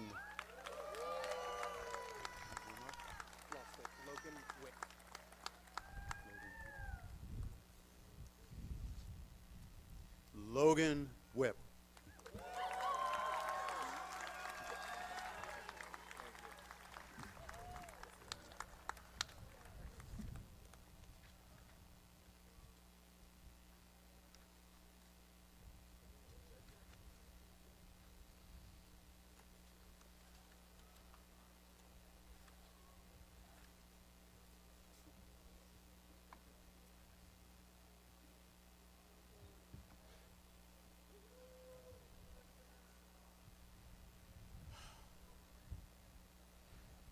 The candidates for the Bachelor of Science degree will rise in their places and remain standing. Dr. Mospew will present these candidates to the president of the college to receive their degrees. Mr. President, the faculty and Board of Trustees of Green Mountain College have authorized you to confer the Bachelor of Science degree upon the candidates who stand before you and upon others in absentia. I now present them to you. Upon recommendation of the faculty and on the authority of the Board of Trustees, I confer the Bachelor of Science degree upon you with all the rights and privileges appertaining thereto.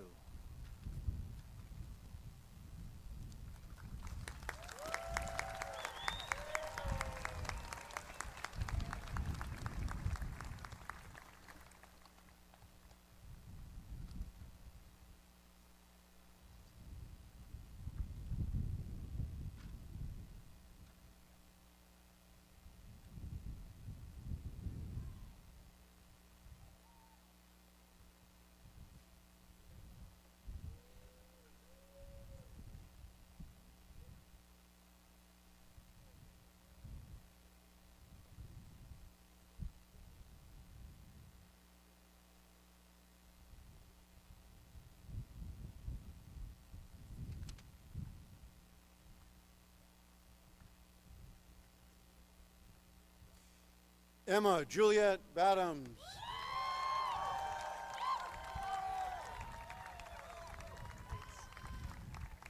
Alden L. Bond.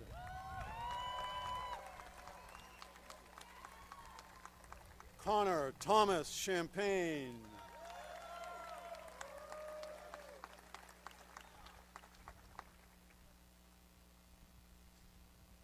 Chase N. Collimore. Christy Cooper.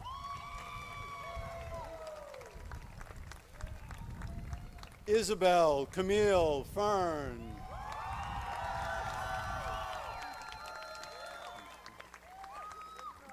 Bailey N. Fluitt.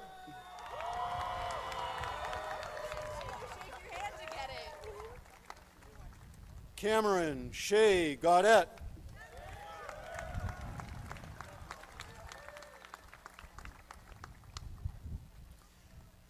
Lucas Daniel Kraus.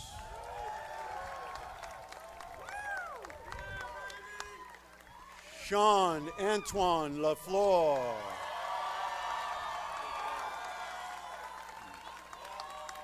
Sawyer John Levy.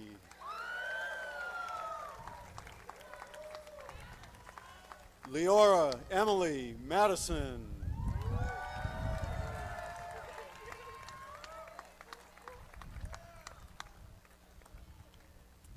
Mariah Minor.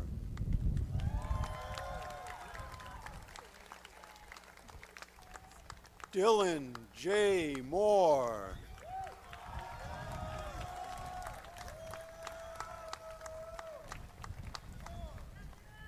Violetta Neff.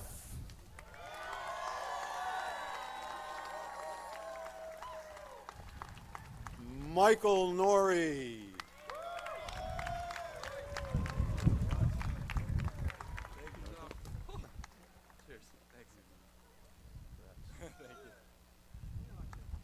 Alex Michael Parentella.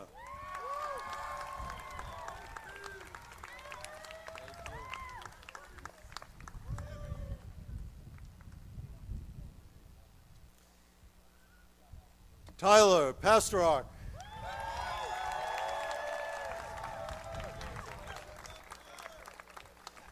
Mark Philip Randall Pattis.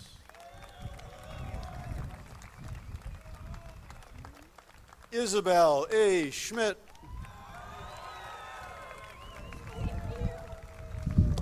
Whoa.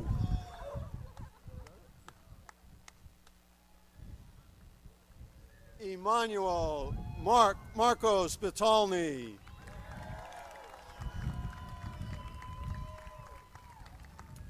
Christopher Paul Surdom.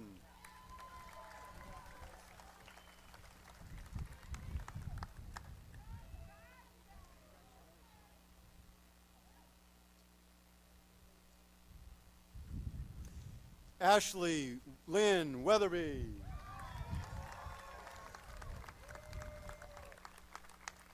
Chelsea Martha Wimble.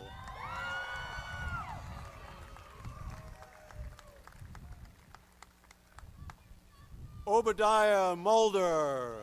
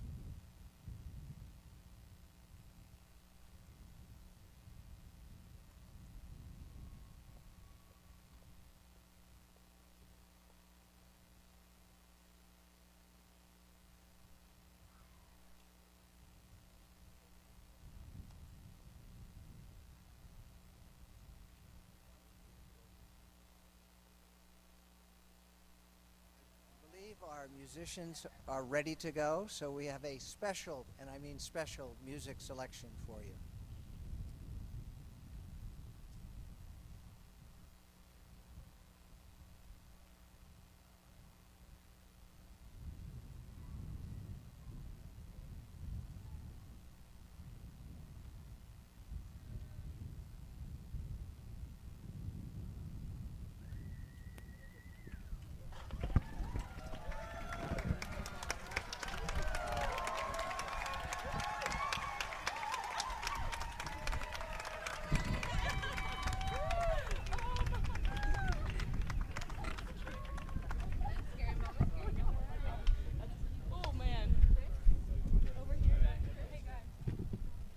Still on? Yes, that's down, all right. Okay.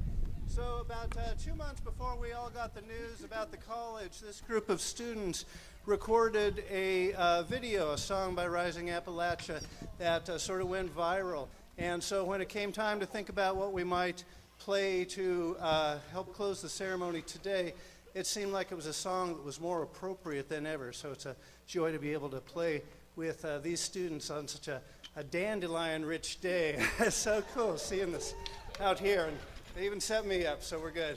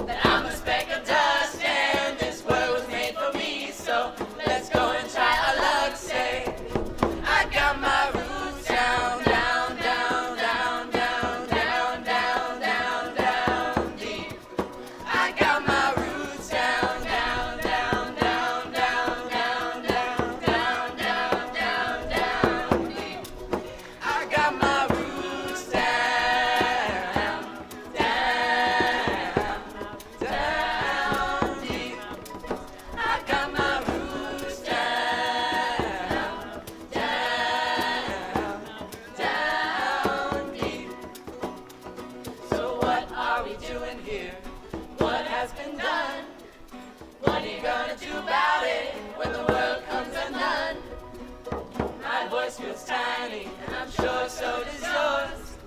Put us all together, make a mighty roar.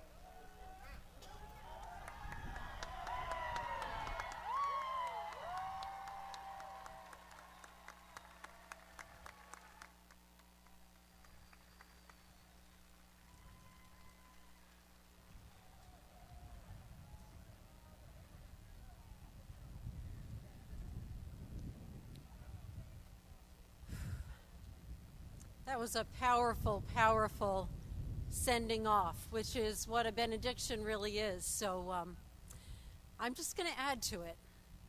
What drew me to Green Mountain College was the challenge of opening the door to spirituality on a college campus. I wanted to help people, young people especially, to be in touch with and nurture their connection to something larger and deeper and broader than themselves. It was especially intriguing to do it here, where the environmental liberal arts were being defined and then explored in a variety of settings as I arrived. We joked about how all the classes, almost all, had the title and the environment in it. The natural world is a perfect doorway to searching for something to believe in that is bigger than the human being, broader than any individual person. It offers an approach to spirituality that is free of buildings or ideas, any of those confines, and just simply is. Many students came with an idea of this already, while some, it first happened for them on this campus. There are so many sacred spaces and places on this land. Special places that call something out of a person. Some of the places are what we might officially call sacred or spiritual, such as the chapel, which reflects many religious traditions and is an intentional place of prayer, contemplation, and meditation. It's garnered groups of people who wanted a quiet place to take themselves deep, and has been the place that has initiated many students into the realm of mindfulness that will follow them out into their lives. The labyrinth down here, built by the hands of GMC students, faculty, and staff, is also one of those places where people are drawn, whether it is to actually walk on its slate pathways, to commemorate a significant event, or to sit nearby and relax, or even participate in a class in the outdoor classroom. Other places, though, may not have the immediate appearance of a sacred space, but they work on something within us. They draw us out, calming us down, often bringing us deeper into ourselves. The Pulteney River, running along the back of campus, is iconic in many of our experiences. Its long, winding presence has provided room for people to sit alone in quiet contemplation or feel the refreshment of swimming on a hot summer afternoon. It's been the backdrop to huge bonfires that attracted crowds, as well as to a few sticks burning in the midst of friends who gathered to talk or sing or simply sit quietly together. Carradwin Farm is a sacred place with the gentle acceptance offered by the goats and pigs and chickens and cats who live there, and the calm that comes when you dig your hands into the earth and help things grow. The farmhouse, gardens, cob oven, and kitchen have served as the heart of many classes and programs and provided spaces where some of the most meaningful connections have been nourished, connections of the body, of the mind, and of the spirit and heart. The library right behind me is sacred to some, offering a warm welcome along with plenty of cozy places to sequester yourself, surrounded by the wisdom of its books and the generosity of its people. One colleague called special attention to the third floor overlooking the farm, where she said she wrote much of a book one year. And right outside the library, right here, are the spruce trees overlooking the labyrinth, where it's soothing to lay down in the grass or sling a hammock between the trees and listen to the wind as it moves through these particularly vocal trees. Moses' Lawn has the feel of a sacred place, as does the soccer fields out back, especially on a glorious spring or autumn day when it seems like everyone is out in the sunshine studying, hanging out, throwing a frisbee, or walking a slack line. At Green Mountain, it seems that we have often lived our best lives, been our best selves in relation to nature, whether here on the campus, at the Dean's Preserve, or further afield as we explored the bioregion and beyond. Back here on campus, several people told me that the dining hall, where many of us will adjourn to soon, was a bit of a sacred place for them, a place where you can share in community over food, seeking out a friend or two, and where you could also find solitude when you needed it, pausing throughout the day for nourishment at a table by yourself in its beautiful elegance. Withy Dining Hall was also a place where the children of staff and faculty grew up, knowing that food and community are inescapably linked. On Earth Day a few years ago, some of us gathered in the early morning. As the bell tower rang out, we gathered on the steps of Ackley and then walked all over campus, blessing all of the places we could think of. We brought poems, we brought prayers, we brought handfuls of cornmeal to celebrate. And it really felt good to give back even a tiny bit of gratitude to this green place and the many sacred spaces within it that have touched our lives during our time here. So before you leave campus, I encourage you to visit a place that has been special to you, perhaps even sacred. To go there and in whatever way feels right, offer your thanks. It is hard to walk away from these places that we hold so dear, to leave these places that are special in some way to us, even sacred, places that hold memories. Indigenous people often say that the land holds the memories of everything that has taken place and of all who have lived here. So I like to think that even when the last of us has gone on our way, the memories will remain alive and strong. I like to imagine that they will be whispered in the breeze and sung by the birds and carried along by the river, given scent by the flowers and the pines, and held in an imperishable way by the land herself, so that none of this legacy we, the Green Mountain College community, leave behind will ever be truly forgotten. And now may we all, today's graduates especially, but all of us, students, faculty, staff, may we go forth into the new places that await us, places that already are or soon will become special, maybe even sacred to us. May we be dandelion seeds on the wind. May we settle into our new soil. May we bring with us the dreams that have begun here, dreams of sustainable community, dreams of a peaceful and just green world. And may each of us follow the dream of all that we plan to do with what the late Mary Oliver was fond of calling our one wild and precious life. Go in peace, and may the peace of this green place and of all that you hold as sacred be with you always. Amen, aho, and blessed be.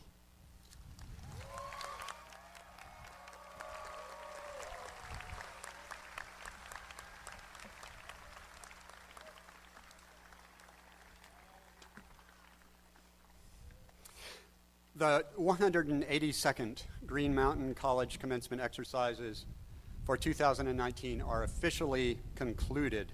Would the audience please remain seated until the academic recessional is completed?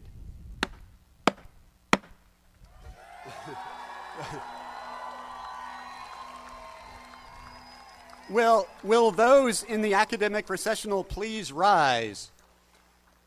As we recess, would the faculty and staff please follow the platform party, and would students then follow the faculty and staff? Thank you.